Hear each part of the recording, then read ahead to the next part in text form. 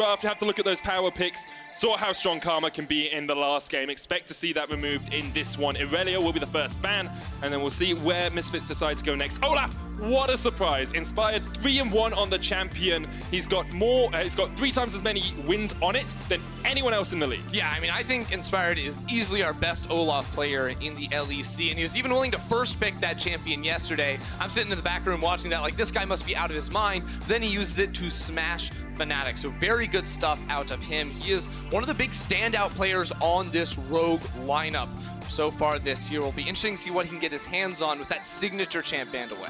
That's the thing, right? Because he's won 3 times on it, and he's only ever won on Rek'Sai. No, wait. I'm looking at my sheet and it confused me for a second. It's Sejuani is the other pick that he has won on so far this split, so we'll see if he gets that. Azir banned out, Karma removed, Mordekaiser taken away as well. And first pick for Larssen in the mid lane is the Corki. Yeah, we'll want to see what leader decides to take into that, of course, known as a melee, almost exclusive player in that role. So if a Nico were to be locked in, we would expect to see that in the hands of DanDan. This might just be some Sona Tahm or Sona Tahm Kench action. We haven't seen that for a long time, though. It kind of fell out of the mess. It wasn't even being banned away too often. So Sona alongside a possible Tahm Kench, and that is what's going to be locked in straight away for Neon and Hiva in the bottom lane. Yeah, it'll be interesting to see if Inspired wants to go for the Sejuani that you mentioned he did get a win on earlier in this split. Typically, that's less effective against a champion like the Tahm Kench. I would actually prefer to see Inspired on something that can get a little scrappier. His Rek'Sai earlier on in the split, I really did like to see coming through from him. Something that can fight in the early game and get control around the jungle. Other things that could be available is the Sylas, which is locked in first here for Rogue, so expect to see that in the jungle. They have a lot of power picks already. Sylas, Aatrox, and the Corki on their first rotations. Yeah, I really like what I'm seeing so far out of the Rogue squad. Again, some late game security with that Corki and strong mid game with this Aatrox and Sylas for sure. They can also wait on that bottom lane pick. They already know what they're going to be going up against. There's a lot of counter pick opportunity on the side of Misfits, and I think the Qiyana fits right into Leader's wheelhouse, Medic. Yep, it definitely does. Plays AD Assassins, that's what he's known for. We heard from Durr earlier today. He's got the int out of his system. Now he's ready to party on Summoner's Rift, and what a champion to do it on. We've seen how effective it can be, but we've also seen it fall short from time to time.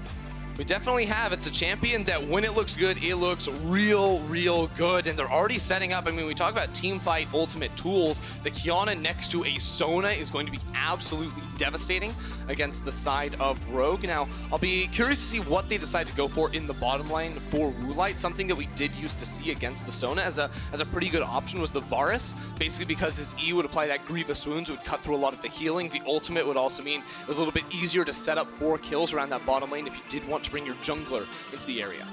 Yeah, Woolite having played mostly Sivir, Xayah, hasn't picked the Varus yet this split, but we haven't seen it that much so far across the course of the LEC either. With Rakan taken away, we know that's probably not going to be Xayah in the bottom lane because she works too well with Rakan and not that well without him. But I would really like to see a pushing bottom lane, you know, put some pressure on. Even maybe pick something like G2, take the Morgana, take a Blitzcrank like Origin did in the spring finals. There's definitely a lot of options here, but what's most interesting is that Rogue, like how often do you actually practice against the Sona Tahm Kench in this situation nowadays, with it falling out of players' good graces in the last few weeks here. Haven't seen that in quite a while now. And for Misfits, their opportunity is now to counterpick up in the top lane, I feel, up against this Aatrox. If they want to go for a range top laner like the Nico, perhaps, was something that DanDan was very good at back at EU Masters, but instead they can just go ahead and show an early game power jungler for Kirei. The Elise is a pick that I do think he looks quite good on Medic. He always looks very strong on these junglers that can have an impact in the early game, looking at things like Talia, like the Elise. Expect to see him making some big plays. Look towards mid. The CC lockup there from Leader with the Edge of Ishtar. If you steal away, if you Terra shape the river, then you can get that CC lock. But now Rogue instead say, oh, yeah, you want to play a sustained bottom lane? We'll play some poke, we'll catch you out, and we'll get that Q into trap combo from the Lux into Caitlyn. Exactly. There's 2 options, I feel like, into playing against the Sona Tahm Kench. You can either go for something that wants a hard kill, like the Varus Blitzcrank, or you go for something that can just push in and access turret plates, because it's very hard for Sona Tahm Kench to clear away the minion wave. So Lux and Caitlyn, the double range, should be able to get a lot of money off of that tower early on. And now DanDan, this is a classic for him. I remember watching him last year. Jax is one of his pocket picks. Playing it in the top lane, probably into the Aatrox, we have to expect Larssen will be taking Corki mid. Exactly. The Jax is a very good matchup into Aatrox. Typically, people consider it strong because come side laning later on into the game, you know, once you've got a Trinity Force and a Tiamat on this Jax, you should be able to just win out. You get priority over the minion wave. You win all of these extended trades up against the Aatrox. So it definitely has the ability for Misfits to unlock a sort of split push win condition for them if DanDan can get rolling. Misfits have a good team fight with strong split push in the later game if DanDan gets ahead. Rogue have a bridging composition. They've got strong plate takes in the early game. Then they have Aatrox and Sylas in the mid game to keep them hungry, to keep them getting some kills. And then Larssen on this Corki and a Caitlyn in the late game. Unstoppable when it comes to sieging. Yeah, I mean, I think a lot of their tools in the early game come through laning, and that's going to give room for Inspired to farm up in the jungle. On the side of Misfits, Kirei is going to be on a very active early game jungler through this Elise. So it'll be up to him to try and find a gank and find his mark. Looking at where he could go on around the map, you know, top lane, mid lane both look like very good options to me if he wants to get the ball rolling early on. Misfits looking to Kirei to carry them through this early game, to get them kills on the board. Rogue looking to scale up, looking to farm, get towards those 2 items. We'll see if they can do it because Rogue are on a roll and Misfits anything but that right now. Having changed their roster this week, they'll be looking to see if this roster can bring them a little bit more success than their previous 5-man squad.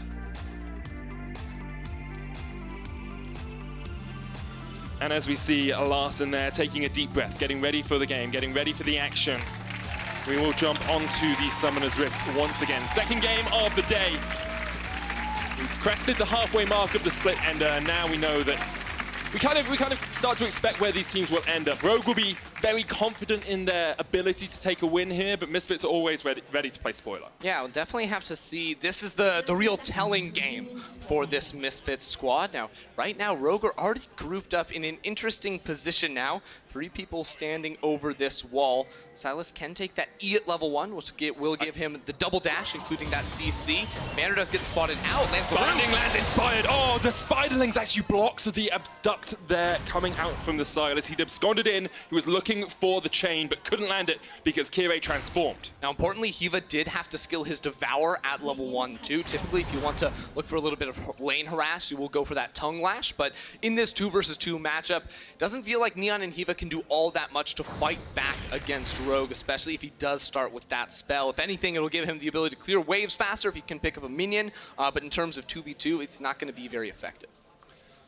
Only really works if a binding connects, perhaps, and then you can gobble up Neon to keep him safe. Now, in case you guys can't remember how Sona Tahm Kench works in the bottom lane, Hiva will be taking the farm early on with the Relic Shield, and then when Neon gets his upgrade on the Spell Thief's Edge, he'll start taking the farm and getting himself some CS. Don't remind me. Some people may have not watched it for a while, okay? And it's good to keep people informed as to exactly the mechanics of these lanes. I haven't even seen the lane play out, and I'm already getting bored you explaining how they're going to play this 2v2. Okay. If you're bored of the bottom lane, where are we looking then? Where are these teams looking early on? I actually think Kirei is probably the most exciting member to try and follow right off the bat because, I mean, bottom lane, it's just going to be a push fest with Woolite and Vander harassing as best they can. If anything, we have to look towards Kirei to make a gank happen because right now I think all 3 lanes favor Rogue in the early game. We say, yes, Jax does outscale, but Aatrox early on is going to be much more effective in those longer trades, you know, where he can get all 3 Q procs. Jax just has the Counter-Strike, which isn't going to be super effective fighting up against Prophet, so wave control will be in his favor. Now it's up to Kirei to find a gank, and I think mid lane you do have some ability, right, because there's no cleanse on Larssen, that if leader, now that he's level 2, can pick up that Water Blade and look for a route. There is the ability to maneuver around this lane, but very good vision from Rogue in that bottom river to spot out this Elise. Yeah, Kirei spotted out straight away on a ward that came down from the Rogue bottom lane. Do you want to bring attention to the fact that... Oh my god, Kirei just flashed that wall! Wait, he flashed? Yeah, he flashed the wall! Oh, he's just going for the fight! We wanted aggressive plays from him, but Inspired is here in time. Kirei will go up. He doesn't have anywhere to come down. Straight onto the face of Inspired. And now the fight begins. Hiva going in with a Devour. Kirei forced away. Ticking down with the Ignite. Woolite will land another shot, but you don't want to flash forward any further. The binding can't quite connect. I mean, that was almost an insane play.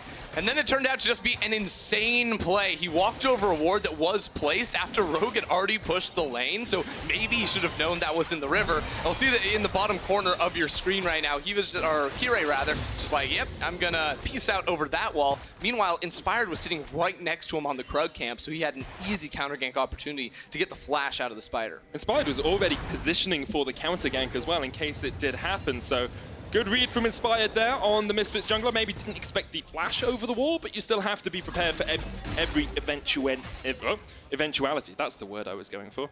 That'll work. Yeah. Rogue continuing to get pushed in the bottom lane, but here Kirei and Inspired are going to meet up. Hiva almost stood on a trap there. Woolite getting trades in, looking for the headshot. Will land it onto Neon. Yeah, I do want to point out Inspired's pathing, though. You know, after resetting there, he knows Kirei very likely going to come up towards the top side of the map. There were a lot of rogue pings on that top side jungle. To me, that indicates that Inspired is telling his team exactly where Kirei is going to be. So he comes up knowing he has the red buff advantage over Kirei, who only had his blue buff. Also, the flash mismatch meant that Inspired was going to have more control. So he comes in, he gets the easy scuttle crab, and also calls for Prophet to put down that ward on the Misfits Krug camp. So in, 5-10 seconds when that does spawn, if Kirei were to be up there, he would be spotted out. It spawns up, he's not there, so he must be bot side. Really good read there, and working out exactly how these junglers are tracking their opposing mans. We've already seen the bottom lane. Misfits getting peppered by bullets coming out from Woolite, and Vander's spells slung towards them. Those turret plates starting to fall down, but teleport comes in from Neon just to get back in the lane and hold this wave where they can. I mean, I just love the vision game from Rogue continues too, because with that push in bottom lane, Vander walks in. He's being told this Elise is probably bot side, so he pops the vision cone, sees there's no Elise, no camps up down towards that side of the map, and then Larssen walks forward and puts that control ward up in the river. So Kirei has no way to actually enter into the river. Now that he's pathing back towards top side, they're gonna see him on that ward again. So this is just complete macro vision domination by the Rogue squad. And this is the sort of example you bring to someone when they say, but Rogue can't be that good, right? They can't be so good at tracking the enemy man. Yes, it's against Misfits, but early game, this game is still even, and they're doing a perfect job of tracking exactly where Kirei is and shutting down one of the main win conditions for Misfits, which was Kirei getting his lanes ahead. Yeah, and I mean, talking with some coaches in the league, they say that Inspired is a very smart jungler, and they feel he maybe plays on instincts. When I look at this game, this doesn't seem like instincts to me. He literally just knows exactly what's going on, and yes, the rest of Rogue is being called in towards this, but this is something that you don't expect to see from a team that was just He's got smite, guys. It's fine. It's fine. Vander's gonna have to flash this wall. Oh! Supreme display of talent. Vander dodges back away from it, but Leader's there for the chase. First blood to Misfits. And Vander had to sacrifice himself because Inspired fell so low to the drag. That was genuinely a zoning Qiyana ultimate right there, because Vander had to wait for it to go. That's a very long animation time to wrap around all those walls. So the flash was delayed. It wasn't even like Vander misplayed that. He was just stuck in that pit.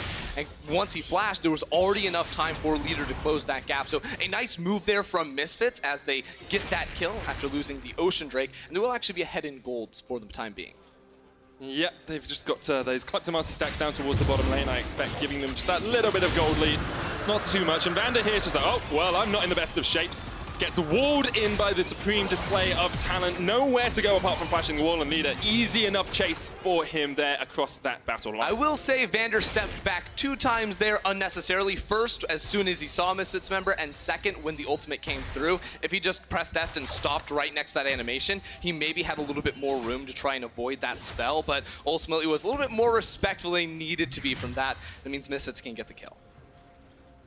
Good stuff all around from Misfits to find a fight. Look at the bottom lane gold at the moment. It's about 3,700 on the side of Rogue and about 4,100 for Misfits. You have to add it up when you see a Sona Tahm Kench lane, of course, because of the split CSing that they'll do. But now with the plates falling for Rogue, they'll start to eke some of this gold back. Yeah, and you have to remember that Vander, while he's going to be proccing his Spell Thieves off of enemy champions, you also proc that off of turrets too. So even when Neon isn't in the lane, you're not getting that down, you can still get some money for yourself.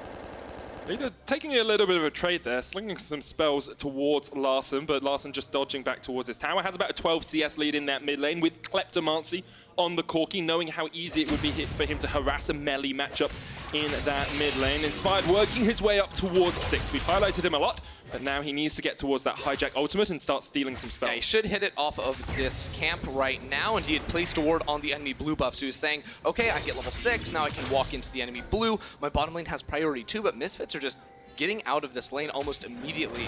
They should not be able to stop him though, because Kirei has sacrificed this camp. He's fully committed up towards that top side of the map, saying we can go ahead and farm these Krugs. The blue buff is not going to be the end-all, be-all for me. Leader is also being pushed under his tower pretty consistently, so it's not going to be a difference maker in that mid lane either. What is the end-all, be-all for Kirei? Because we wanted him to get some early kills. That's what we expected. That's what we talked about a lot in pick and ban. They've got one, right? Leader, Kirei wasn't really impactful in that, didn't even pick up an assist. But at what point do we start saying that this Elise pick hasn't worked? I mean, I think what we need to see from Kirei is him making moves with Leader. Now, that doesn't necessarily have to come right now. I would personally like to see him try to get a flash off of someone like a Larssen, but ultimately where Misfits comp can really excel is, you know, once lane assignments sort of break up and you have a Qiyana in a side lane, you can then move Kirei through the fog of war. You also have the global ability in the Tahm Kench too. So you have a lot of tools to try and roam around and find picks, but not when you're always on a ward. Okay, here's the thing, right? Let's just have a look down towards this bottom lane, observers, please, because I want to highlight this control ward coming out from Misfits. That's not in the bush. Oh, no. That's not stopping anything from being in that bush. Question mark ping did come down on it, and Kirei's just like, well, there's enough vision around here for Rogue anyway that they're going to spot me out, even if that control ward was in the right place. But when you're looking for ganks from your jungler, you need to place them in the right spot. Yes, you do. You also need to get some control back because there's wards everywhere inside their jungle at the time being. Now, with Kirei's presence down in the bottom lane, even though he was on vision, it does mean that Woolite and Vander do back away, so it gives time for Hiva and Neon to push out that wave. Though unfortunately, don't know if they'll be able to get that turret plate. The minions are trying to do some work here, but ooh, a laser beam from Vander actually used to clear the wave. And the money does eventually go the way of Hiva. I was watching on my own monitor trying to figure out what was going on. Larssen trading with Leader in the mid lane while that bot lane action did happen. Misfits with a 500 gold lead, 400 or thereabouts actually, at the 10-minute mark. Inspired's going to start up his second objective of the game in the form of the Rift Herald, and Kirei is down towards the bottom side. You said you wanted to see him burn a flash on Larssen, well that's what he's trying to do. That hasn't been successful as of yet. Simply Decisive Talon straight into the cocoon. Larssen can't even get away! Misfits strike, the fangs sink in, and Kirei takes the kill. Beautiful gank there from Kirei, getting the setup there with the water blade from Leader. I think the ultimate from Leader went onto the wrong wall, but it was still enough to get the kill right there. Inspired does pick up the buff, but can he get away? Gets the Rift Herald. He's trying to dodge away. Prophet here, DanDan on his way, but Kirei goes straight into the face of death and now goes up with the Repel. Prophet's going to flash the wall. Kirei on the chase. Stolen away, Repel, but still Inspired falls. He tried to get away. That was almost beautiful, but Inspired did not survive. WTF, two spiders? What's going on here? Inspired almost getting out of that fight. They did buff Elise in TFT. DanDan trading here onto Prophet though. Has the counter strike. Prophet's going to try and get away, but DanDan still has the flash, and Prophet's going to pop the world ender. Flash away. DanDan with the chase. 2 kills to the Jax, and that ball is well and truly rolling. That's a little preview there. The Jax versus Aatrox matchup. You can definitely find those fights on towards him. Not even waiting for the Trinity Force. That was just one phage and a Tiamat to be able to run him down inside that lane. Knew that Prophet had burnt the flash in that last little trade as well, so even if the Infernal Chains connected, DanDan knew he could chase in. This is looking very good for Misfits early on. You know, we said Aatrox should win the matchup top early doors, but now that DanDan has 2 kills, he's in a very strong spot. Bot lane's pretty much even as well in terms of CS and in terms of gold. And Rogue, they do scale well. They had some laning strength, but they haven't really been able to utilize it. No, not just yet. Falling down about 2,000 at the moment, but that being said, they do have some pretty strong scaling in terms of AD carry marksman later on. Now look at that, bumped straight into the cocoon.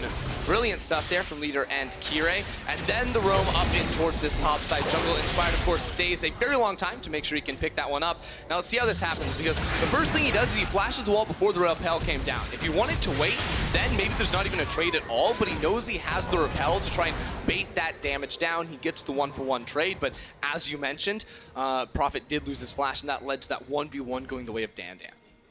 And they said on the analyst desk they thought maybe Leader could be a carry for this team. We saw him go 3-0 yesterday. Today he's having a strong performance early on as well. Woolite and Vander push back just a little bit in the bottom lane as Hiva gets some harass in, but until we see, you know, those 2-3 item team fights that Rogue will be looking for, I'm not too concerned for them. However, Misfits have started off a lot stronger than yesterday. Yeah, they have. And you know, Kirei now with a little bit of an experience lead, Inspired just taking over to level 8 too. So even though early game he was being spotted out at all times by Rogue, he definitely did a good job farming on up and finding those couple of kills right there. It means he has a lot more control in this map too, as Leader pushes out the middle lane, gives him the support, and also with the bottom lane from Rogue rotating up towards that top side of the map, it means it's a very free Infernal Drake for them. It's actually a little bit interesting here that they go for this play because there was no Herald for them to take. They already had it. So yeah, instead, but they're going to try and use it before the plates go down. Exactly. That's going to be the call from them. So that usually what we see is they'll trade for the objectives. Right now they're trading for that Infernal Drake on the bottom side, and they are going to get this charge off for probably 3 plates here if they can get a couple extra autos in too. And they get the plates down. This fourth one should not fall. You've got about 5 seconds. Let's see if they get it, but I don't think that's going to go down just in time. They get the tower, get 4 plates off it in total as well, so it means that they even out that gold discrepancy. Look at that top lane difference now, though. 1,000 gold in the lead is DanDan scaling up towards that Trinity Force, but the package is coming in. Larssen forces Hiva back, and Inspired's on the chase. Ace in the hole is going to hit the back of Hiva, but the chase is not on, as Hiva still has that thick skin to survive. Now bottom lane, Kirei on the way, holding the cocoon for a very long time, but it does not connect there on towards Prophet. Just zoning him away from the tower now. DanDan has ticked over to level 11, so that 1v1, if you thought it was bad before, it's only going to get worse as time goes on. Leader has the flank, looking for a battlefield he wants to take. Oh, You can't get away, up to the base, but Leader will pay for it with his life. A 1-for-1 trade in a skirmish in the mid lane. Misfits still looking for it. Rogue set up towards mid. We're trying to take the tower, but can't quite find the push they want. That was some damage right there from Leader onto the support of Rogue. Unfortunately, he trades his life in the process. No flash up for him. Still, though, the bottom lane pressure is going to continue from Kirei. He keeps shading down towards this side of the map, but Rogue has so much control over mid. See the damage coming down onto Neon. The sustain, of course, from Sona. Tahm Kench not as strong as Sona Tamic. You don't have the extra healing. Kirei looking for the catch out. Inspired, though. He's stolen away the Qiyana ultimate. What goes up must come down. Kirei knocked into the wall, and he feels the fire of the final spark. Inspired will take the kill as he brings down the chain. And meanwhile, mid lane, Rogue also got a kill on towards Neon, so they just went all across the map right there. That's going to mean a quick tower for them in the mid lane as well. Very nice series of events there for that squad. Kirei trying to be aggressive once again, stepping forward, but he had no vision. They hadn't done the reconnaissance, and it meant that he was stepping into darkness, and Inspired was willing to take the fight. I mean, as strong as Kirei thinks he is right now, I don't see a world in which Elise can ever one-shot this Sylas, you know, with the shield coming through and the sustain from W as well. He also had no control over mid lane, so that play was very questionable, as just one big Infinity Edge headshot was enough damage to knock down the Sona. But again, yeah, like, what are you hoping for? Best case scenario here, you chunk out Inspired and he has to run away. Worst case, we just saw it, you have nowhere to go once you actually make that play happen. Of course, you get a bunch of extra damage on the Sylas when you use that supreme display of talent, changing the AD ratios into AP ratios. It's a 1.7 bonus AD ratio on that, so that's a pretty darn beefy damage dealer. Leader's looking for the fight here, though, as Inspired gets caught. Abyssal Voyage coming in from Hiva. Misfits trying to play up towards the top side. Speaking of those big AD ratios, Leader's showing it off right there, as Inspired gets a taste of what he just used to kill Kirei. I'm reminded of Avatar with the rock bender. That's what Leader is kind of playing as right now, flinging out rocks. I can't remember the name of the character. You haven't watched Avatar. I've never watched it. Yeah, so I should have done this joke with Avedius, because he would have known. He would have. Yeah, ping us on Twitter. That's what makes him so good. Yeah, knowledge of anime is definitely what makes casters so good. Larssen here, waiting in the wings. Leader proving he's anything but bulletproof as Larssen gets the Gatling gun to the back of the Qiyana. Kirei on his way up, but can't trade with a 4-level advantage on Larssen. Level 13 to level 9 on Kirei. Yeah, so much damage there too. The BF sword on top of the Trinity Force right there, meaning he gets a lot down. Leader opted in towards the mobility boots, so not going for a more defensive option. Oh, the final spark connects. Inspired jumping forward, looking for the chains as Neon flashes away, but Inspired's there and sweeps Neon off the face of the earth. Hiva just about dodges away from the light binding. And now the tower is forced down once again. Woolite just acting as an artillery here, taking down turrets trying to break the defenses of Misfits. And the pressure will be unmatched here from Rogue. The one power point the Misfits have at the moment has to be DanDan in this bottom lane, but without control over the rest of the map, he can never step forward to take aggressive trades. Even worse, he might be caught out underneath his turret here if he overstays. Yeah, look at where the vision is for Misfits. It's all on the top side of the map. Rogue here, 4 men strong. DanDan, you gotta sense something's in the water. Tries to jump away, but Inspired will just use the chain lash to force him back. The tower will be taken here by Rogue. What are Misfits doing on the rest of the map? There's an Infernal up in 10 seconds. At some point, you have to feel that Rogue will fight for one of those drakes. Yeah, they're bringing all 5 members down here. It feels like they want to go for this. Leader does have his ultimate, but Larssen is basing on the other side of the map. He's probably going to have to use his teleport to get into this fight. DanDan's on the wrong side of this, though. If the TP comes in, Rogue can take a 5v4. Here we go. Infernal's already gone. Misfits have snuck it away. And the supreme display of talent will look for the disengage. The package is on for Larssen if he wants to jump in, but that's a very deep way to dive. And Rogue will not be able to find the fight. 2 Infernals now to Misfits. They're within touching distance in terms of gold. 6 kills to 6 as we come up towards the 20-minute mark. Misfits looking very strong so far in this game. They do have those double Infernals, but it's only going to get harder for them, it feels like. That being said, I don't think Rogue have the greatest tools to like hard initiate a fight. Outside of Inspired picking up like a Qiyana ultimate or a Sona ultimate in this game, their tools are very limited. So Misfits can play this more aggressive style where they go on to this objective, even though they were down in gold and they've been out-pressured for the last 5 minutes or so. It didn't feel like they had a good foothold around the map because they knew Rogue couldn't immediately jump onto them and they would have an easy time backing away unless there was some kind of flank going on. They made that quick call to pick that objective up. I want to come back to the idea that we talked about in pick and bans after leader Yumu's Ghost Blades in here. We talked about scaling a lot. We talked about the safety of Caitlyn and Corki in the late game. Misfits do have that split push there. They've got DanDan on Trinity Force. They've got him building up towards his next item as well with that BF sword in his pocket. Is there a balancing act that Misfits have to strike here where they could win the game through that split push pressure? I mean, so my biggest concern for Misfits in terms of team fighting, right, is always the first thing I look at come late game is that they're almost exclusively melee champions. Yes, Elise can go range, but she's doing all of her damage in melee form. Sona, too, is the only range damage threat. So team fighting is actually a lot harder for them, especially because Rogue's team is fairly mobile. It's going to be a lot more difficult. So I think they need to put a lot more faith in towards DanDan, as you said, and that split push ability. But ultimately, the turning point for them is going to be whether or not they can control the mid lane. Because once you can control mid lane and be the first one to react to a side lane fight, that's going to give you a whole lot more pressure. Now, the opposite, or the answer to that ability is that Kirei can always cheat down towards this bottom side. Right now, Rogue don't have the confidence to step forward and siege that tier 2 tower. So if he's always playing down towards this bottom side, you can look for fights. Map split at the moment, but DanDan joins up with his team in mid. They want to take that tower. Boy. Leader's overstepped behind enemy lines. Rogue will find him. Leader trying to dodge away here. Doesn't have a flash and doesn't have his life anymore. Larssen and Inspired team up for the kill. Yeah, so Inspired just did exactly what I said Kirei should do in the bottom lane, but he did a top lane and got that easy kill. Of course, you sacrifice pressure on one side of the map for the other one, and Inspired is able to take advantage of that mismatch there.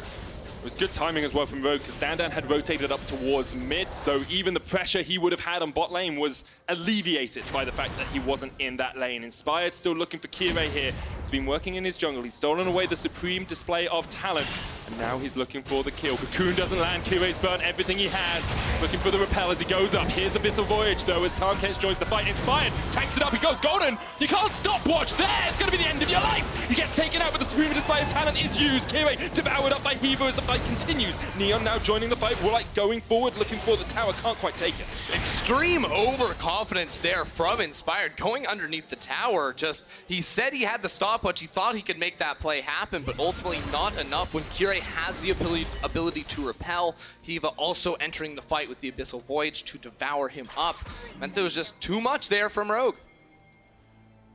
And still very, well, honors even pretty much in this game. Misfits do have those double Infernal Drakes. Remember that as we get towards some more of these larger scale fights. It feels like we've had a lot of brief forays, some guerrilla warfare, a few skirmishes, but I'm looking forward to a big battle here, and I'm looking forward to spells flying left and right. I'm not looking forward to watching this replay, because Inspired just dived too greedily and too deep. Yeah, don't know what to say about that one right there. Better luck next time. It's a big XD from me. Heaver in the right spot at the right time. Talked about side lane pressure. Of course, Abyssal Voyage can always give you that. You can see the reaction speed from the Tahm Kench gets towards his teammate. And with the Unsealed Spellbook, he's got that ability to come in and exhaust and ignite and use all of those extra utility summoner spells. So we've talked about DanDan in a side lane a lot in this game.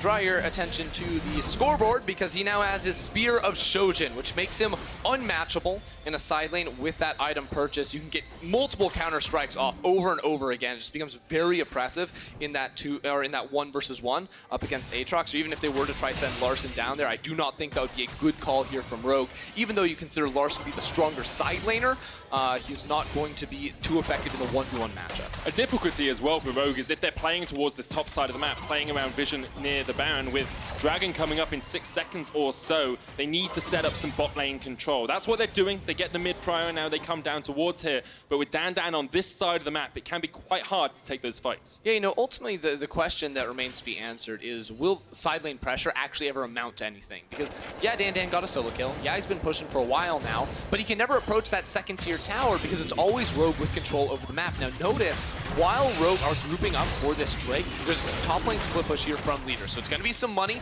into the pockets of Misfits to trade for this objective because I feel like they know that they don't match up super well in that 5v5, even though they have the gold lead.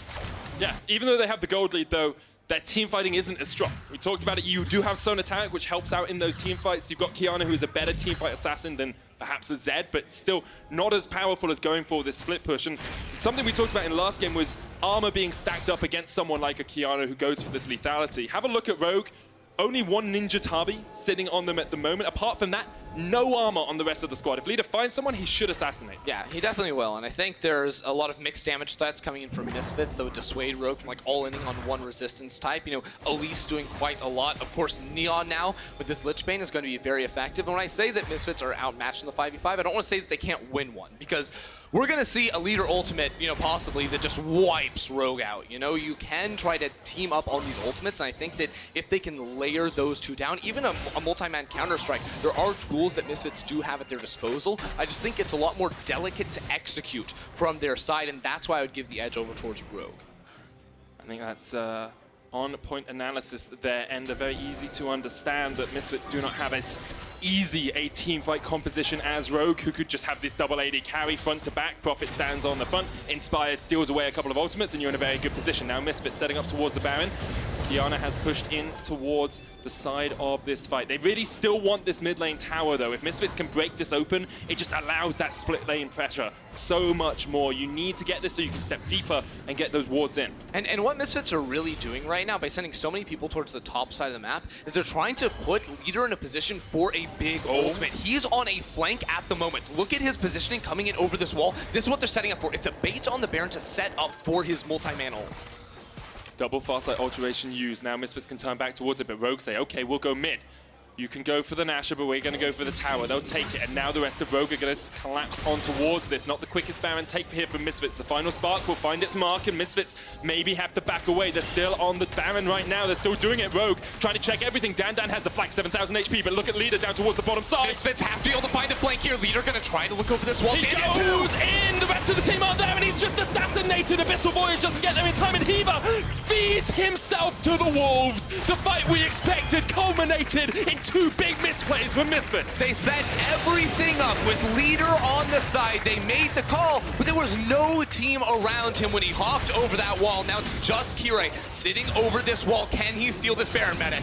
Misfits have looked so strong so far this game, but you have to find this steal. Kirei goes in, repels up, but he's not there. He still has the flash. Baron down to 2,000, DanDan in the pit, and maybe DanDan can do it. Look at Neon, he's going to take down Prophet. Kirei's dead, but DanDan's in there, and the Baron's low, and DanDan gets in, and Misfits have somehow found the fight. Absolutely unreal. Woolite now trying to turn around, but there goes DanDan. DanDan, so good they named him twice, takes the fight. Triple kill to Neon, and Misfits show they are still here in the LEC. Misfits had no business around that Baron. They started it up and they threw the fight, but come up huge there with DanDan finding the flank into the pit. Rewind 1 minute here in our Alienware replay. Again, eyes on Leader coming over this wall. He sees a juicy Woolite, but where's his team? They're all stuck in the pit. They're all turning back for that objective. His ultimate does absolutely nothing. Kiva also loses his life, and that signals to Rogue, easy Baron. And this is the reason you live to fear Misfits DanDan on this Jack. This is the reason it's his pocket pit. See this one more time. Rogue are stuck inside of this pit. So DanDan is going to flash, land the counter-strike onto Inspired, instantly burst him, then turn onto the Baron for the damage to get that buff as well. Not only does he finish this with a triple, he also steals the objective. Want to give credit to Neon there as well. He fought off Prophet by himself up towards the top of that fight. Was able to assist DanDan in getting those kills. He's now building up towards a Rabadon's death cap, but what a play from Misfits. Everyone was expecting Rogue to win out, and Misfits come out on top. And now everything changes for Misfits. Now that they have the Baron buff, DanDan's split push is unlocked. He was unable to ever step up and hit towers earlier in this game. Now with those minions being so much tankier, he is completely free to do that. He goes into the top lane where the inhibitor is the turret that is exposed. And Rogue are probably gonna have to send multiple members if they wish to deal with him within the next, minute and a half that they have Baron. And here's the thing for Rogue, you're on this winning spree. You've beaten Fnatic, you beat an Origin, you face a Misfits who changed their squad coming into the week. I'm sure they didn't think it was an easy win, but they probably thought it was a less intense win than against someone like one of our top teams. But here, backs against the wall, this is where you prove you belong in playoffs. This is where Rogue have to show us that they're made of tougher stuff. Misfits just trying to siege up these towers. They have the Tahm Kench to rotate to the side lanes. And I keep talking about DanDan, but I have to mention he's level 18 at the moment. Leader is the only other member in the game that's even close. Level 16 Larssen as well, but it is a massive lead for him. And now Misfits are going to try to control all areas of the map. They're going to send DanDan by himself because he's the strongest member. Kirei's going to rotate between the two-man group that's sieging mid lane and also Leader in the bottom lane because he is more vulnerable on this Qiyana, and they're going to try to crack into the base. That is the key for this composition. Can they break one turret? If yes, then the game gets so much easier. Clock is ticking, 50 seconds left on the timer. Abyssal Voyage down towards the bottom side. Double crescendo, Leader jumps in, but the stopwatch from Inspired is good. Teleport coming in as Neon almost falls. Devour used by Hiva, but the final spark finds its mark and Leader's down. Neon's the next one to fall. Vander's still alive, but DanDan split pushing. DanDan is still pushing in the top lane. Prophet, the only one chasing forward here. Larssen's going to stay as well. Can they get this kill? It looks like yes, but they are losing their base medic. DanDan there with Woolite has taken down the inhibitor. Triple kill goes over to Larssen. Rogue were able to defend the flank that Misfits found. But now Kirei is going to start up the Mountain Drake, and it's just time ticking away. The inhibitor was broken. That's what we wanted from the Baron push from Misfits. But did they sacrifice too much in the bottom lane? I don't think so. But getting that inhibitor up in the top lane, it gives them more room now. Now that the Baron buff has expired, they can still continue to siege. Now DanDan's option is go down into that bottom lane and push on through. We saw that play for Misfits was not actually about getting a winning play down bottom lane. It was just about buying time for DanDan to make work and to try and pull every single member of Rogue for this place. They started off, they do have the numbers advantage, but importantly, Inspired has the Zhonya's Hourglass, so he's able to survive a little bit longer than he would like to. That means Leader is caught out, he's going to die as well, and Misfits taking up the turret will fall down through this exchange. But the important play was that they pulled Larssen down to that bottom lane, so he is no longer able to wave clear up top and defend against the DanDan push. The problem is, for Rogue, yes, you've broken open the for Misfits, so you've broken open the inhibitor. If you can play around this pressure, then it can be very good for you. But now Rogue have double Mountain, double AD carry, and a Baron coming up in 2 minutes' time. And Larssen is absolutely massive. After that triple kill, he is now sitting on 75% crit chance with 3 massive AD items, right? You have the Trinity Force for that Sheen extra burst damage, the Infinity Edge, the Essence Reaver as well. This guy is absolutely going to rip through Misfits, who are all relatively squishy. Misfits still in control of the game, though. 4,000 gold ahead, looking very good for them right now as they push down towards this bottom lane. It's Qiyana, Leader, and DanDan on the Jax. Going to take out this final remaining outer tower. DanDan gets given the gold. Prophet here to try and answer. Leader's going to join the fray, but Vander and Woolite are just around the corner. DanDan going in, using the counter-strike. Prophet's going to resurrect. Teleport coming in, the final spark. DanDan using that counter-strike still, defending himself. Neon there, devoured up. Leader on the side. Kirei coming down from the top. He's looking for the flag. It looks for the cocoon. It goes on towards Vander. He's going to use the stun there. Now Leader goes to the back. Redemption used. Inspire goes golden, but Larssen and Vander can't do the damage, and the chases on Crescendo used, and now Misfits find two. They've opened up the fight once again, and they are winning these battles. They're looking to win the war. Playing around DanDan, Misfits are getting everything. This might be the last push of the game. 3 members of Rogue Sand, 3 members of Rogue are left to fight against this Misfits squad. DanDan doesn't hit the counter strike, and he's going to fall because of it. Larssen was able to dodge away, and now Misfits have to retreat. They're walking wounded, and Profits on the chase. Woolite and Larssen there as well. Kirei misses the cocoon. Rogue, are they looking for the chase? They're going to go further. Valkyrie in, but Rogue decide no, we're going to defend in this 3v4. Rogue no chasing could result in an absolute wipe here. Going too far into Misfits territory. Their backs are against the wall. One inhibitor, one Nexus turret remaining, but they live to fight another day.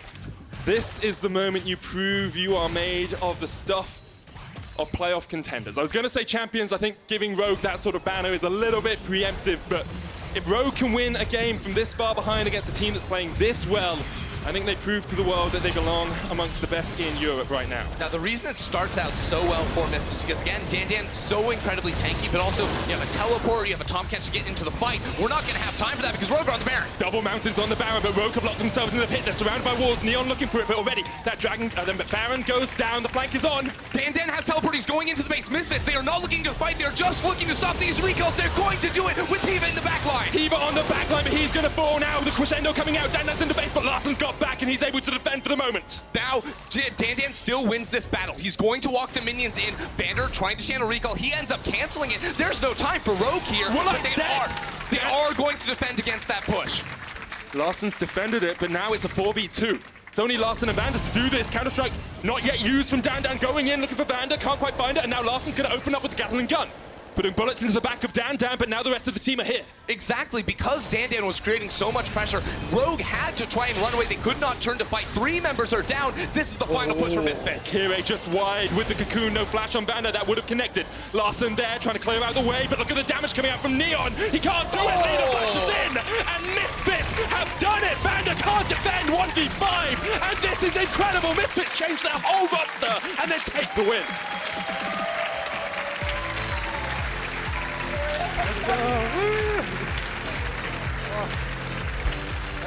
Straight out of their regional league, the LFL, 5 new players for the Misfits squad are able to find a win in their first week. It was a hard-fought game, Medic, but ultimately it came down to so much faith in the solo lane talent from this team.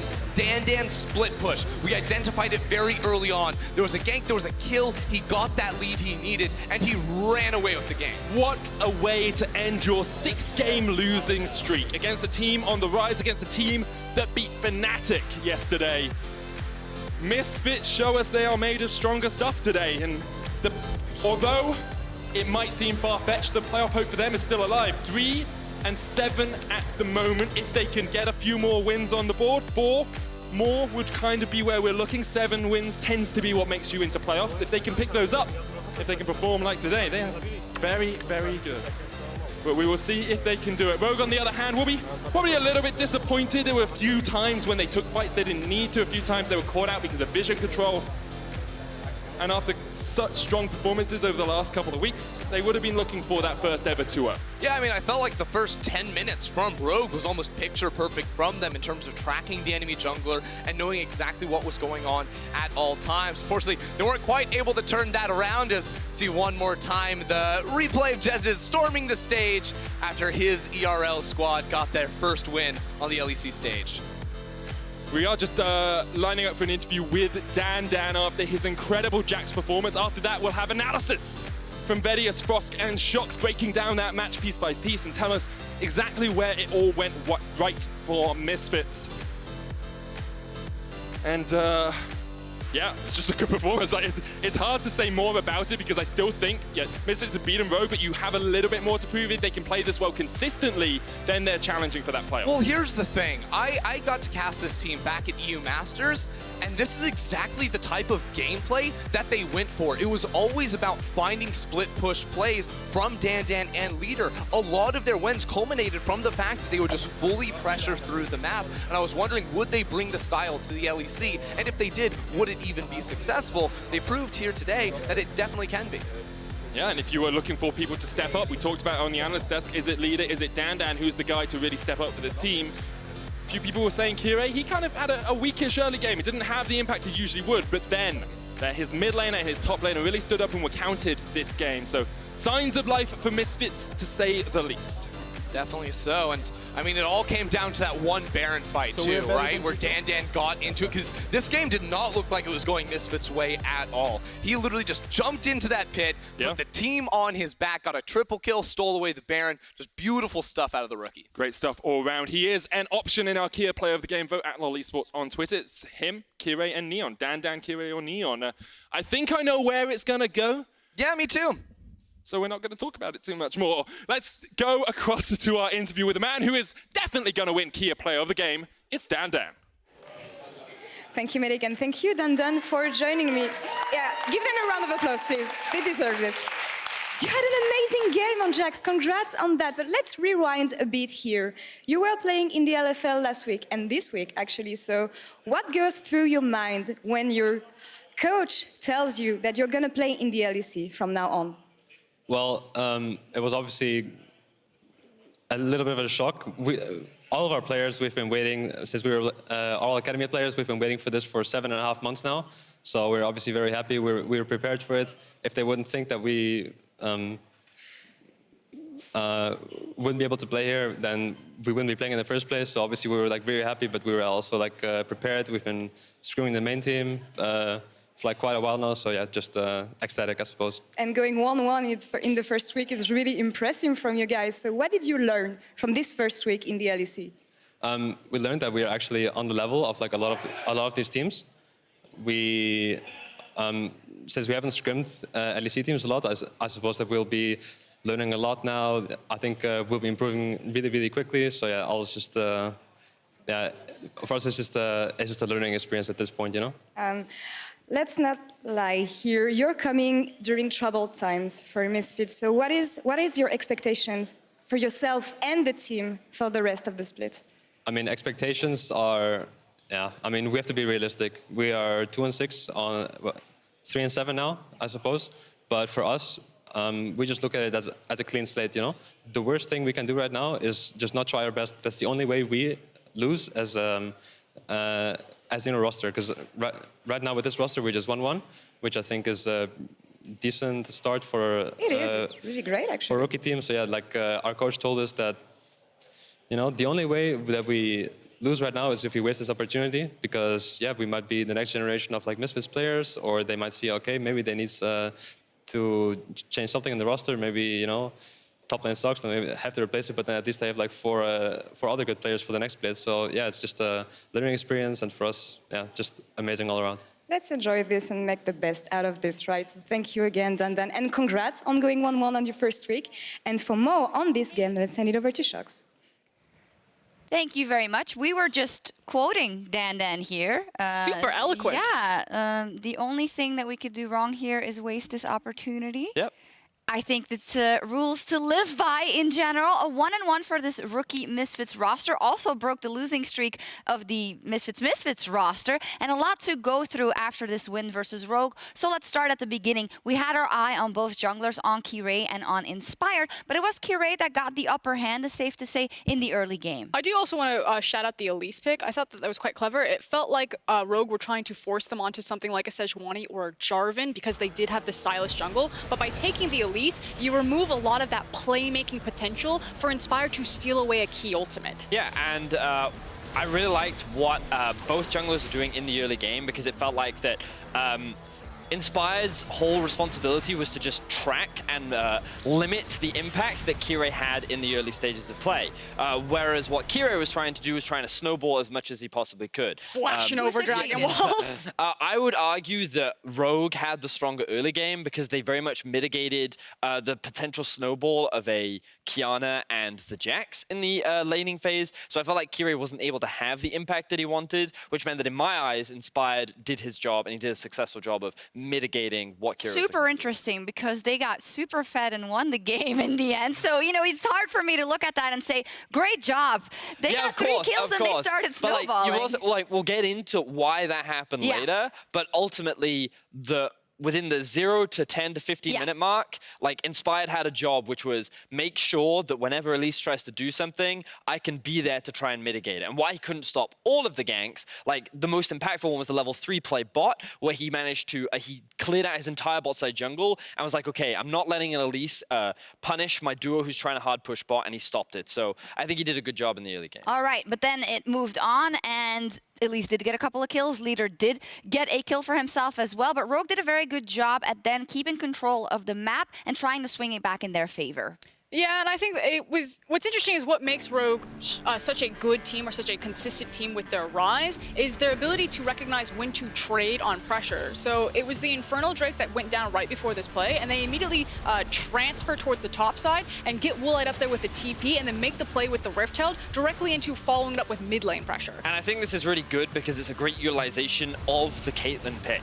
Not only did they mitigate that early gank bot, but they're then able to gain an advantage up towards the top side. Notice how they've split up Misfits as well, and they quickly translate that pressure over towards the mid tower, where they're able to force a couple of summoner spells and start threatening the next tower. So it showcases that something that a lot of teams, and what we've been saying, Rogue have a lot of strong fundamentals. They understand how to move around the map, how to utilize their composition, and how to utilize pressure in order to gain advantages. And you can see some of the gap between kind of Rogue's fundamentals, especially in the mid game, and this very young Misfits roster, because there were a couple of key instances where DanDan was really strong in a side lane for a very long time, and he wasn't quite getting the mid game focus that I think he could have. So you saw Kirei constantly kind of skirting towards Rogue as Misfits were trying to figure out how to break roads very strong early to mid game. When I think if Kirei had given more time to DanDan, we would have seen that Jax pick shine much earlier on. But it didn't matter. In fact, this is what happens around Baron, where first Misfits makes the call, the bold call, and I thought a really intelligent call, maybe, to go for Baron. But Rogue say, what the hell are you doing? But somehow they still end up with the Baron. Make sense of this. So in my opinion, Misfits are trying to do one of two things. They're saying, listen, we either have to force a fight, or we can set up a good flank for them around the Baron so we can catch them off guard, and then we can use that to snowball into the Baron. We saw this play start with Qiyana, try to engage in the flank, and it failed miserably. But then Rogue actually turn and commit to the Baron when there are still 3 members alive. Most importantly, a level 16 Jax. He shuts down the jungler immediately, and then he turns his attention towards the Baron. And this was just beautifully executed by DanDan, but also just massive oversight from the side of Rogue. I mean, it's a high-pressure situation. These players don't have necessarily the most experience. Like, you only get so many runs at that before you have to face it in a real game-time scenario. So I like what you said, like the boldness of the call to go for it. Yeah. At least that. Execution on both sides was a bit of a head-scratcher sometimes, but, you know, that's something that just comes with experience. And with that, everything was completely back to zero, right? Now they are an even footing, kind of, but then you take scaling into account, and you guys had such a fiery discussion that I'm going to try and replicate, or at least get into a little bit, about who had the stronger 5v5, Misfits or Rogue, in the late game. So why did you guys get so heated about it, and what were the let's throw down right now. So basically, like, my interpretation is a stronger 5v5 is one that's easier to execute, right? And so when both teams just run at each other, one team that if they were literally to just run at each other, because they have the comp from Rogue has a range advantage, it should naturally come out on top in a straight up 5v5, which means that the only way in which the Misfits team composition can win is if they find a flank. Now, they have a lot of options to do that with things like the Tahm Kench ultimate. We saw that they had utilization of the vision around Baron so they could look for these flanks. But because they needed a flank to find a teamfight win, I feel like that their 5v5 would have been weaker. and harder to pull off. Instead, they should have focused on splitting up the map and utilizing the strong silence that they have. We're actually out of time, but I'm going to go because I want to hear Frost's rebuttal. Otherwise, it would be completely unfair. I just felt that the team that would have had the stronger 5v5 had the stronger players on it, and Jax was a monster at that point of the game. I think if there was ever going to be a team fight scenario, especially around the Baron pit that they were playing, that it was going to be Misfits at that point of the game, especially with hard CC like the Sona, the Cocoon, the Qiyana ultimate, that they would find the fight. Like, if they ever got You're a never hold gonna of Rogue, find that fight. they ripped the Corki They found Caitlyn. it multiple times. What happened in the bottom lane where they found the fight, they got the inhibitor, and then they But came that was back and the won flank. the game? That was the utilization of I the totally flank. understand But what you're even saying, then, but Jax they is level dived the 18. tower and killed themselves. And they won through split pushing, which is how they ultimately wanted to win in the first place. Okay. Hindsight analysis. He It's sees not us hindsight. They always wanted to do that. They always wanted to split push. I love it. I love it out of the both of you. So you know what? We're going to do what all smart people do. Let Twitter decide. So tweet with the hashtag LEC if you think either Misfits or Rogue had the better late game 5v5 comp. If they run at each other, so if either Frost or Vedius were right. Before we go, though, I do want to give praise to Misfits. This rookie roster, they won. And not a lot of people said that they could do it. So I think we're going to have to talk a bit more about that in PGL. But now we have to move on. Coming up next, Origin are looking to take a big step towards playoffs against Vitality. See you in 4.5. We need to cool off. Let's go. Misfits have looked so strong.